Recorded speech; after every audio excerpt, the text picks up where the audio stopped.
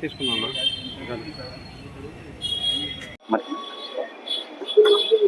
నా పేరు జి కిషోర్ కుమార్, ప్రధాన కార్యదర్శి insurance corporation employees union Machilipatnam division. ఇటీవల బుడమేరు వరదల వల్ల ఏర్పడినటువంటి ఇబ్బందికర పరిస్థితుల్ని ప్రజల్ని కాపాడడానికి ఎంతోమంది సహాయ సహకారం అందిస్తున్నారు.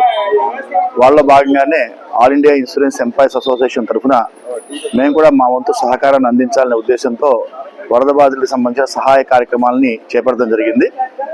వరద ఏర్పడిన మరునాటి నుంచే ఎల్ఐసి ఉద్యోగ సంఘంగా వాళ్ళ దగ్గరికి వెళ్ళి ఎవరికి సహాయం కావాలన్నా సరే మాకు తోచిన సహాయాన్ని అందించుకుంటూ వస్తడం జరుగుతుంది.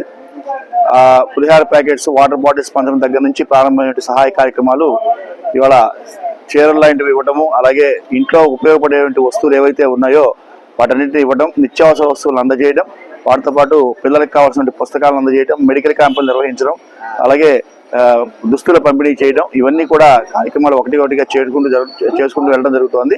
అనేక ప్రాంతాల్లో చాలా మంది పేద ప్రజలు ఇబ్బంది పడుతున్నారు.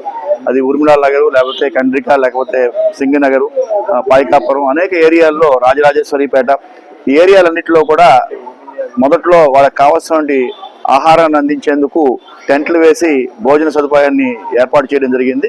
దాదాపు ఇప్పటి వరకు మేము ఒక 3000కు పైగా ప్రజానీకానికి వివిధ రూపాల్లో వరద బాధితులకు సంబంధించి సహాయ కార్యక్రమం అందజేశాం.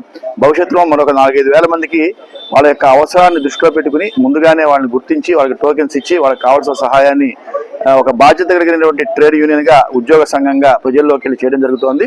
All India insurance employees association మొదటి నుంచి కూడా విపత్తులు సంభవించినప్పుడు వచ్చినటువంటి పరిస్థితుల్లో సహాయం చేయమని చెప్పడం, అది హుదూద్ తుఫాన్ అయి ఉండొచ్చు, కరోనా లాంటి పరిస్థితులు అయి ఉండొచ్చు, ప్రజానికానికి కావాల్సినటువంటి సహాయ సహకారం అందించడంలో ఉద్యోగ సంఘంగా మా వంతు భారత సమాజంలో నిర్వహిస్తామని కూడా ఈ సందర్భంగా తెలియజేస్తూ, భవిష్యత్తులో మరిన్ని వరద బాధితులకు సంబంధించిన సహాయ కార్యక్రమాలు నిర్వహించుందామని కూడా మీకు తెలియజేస్తున్నాం.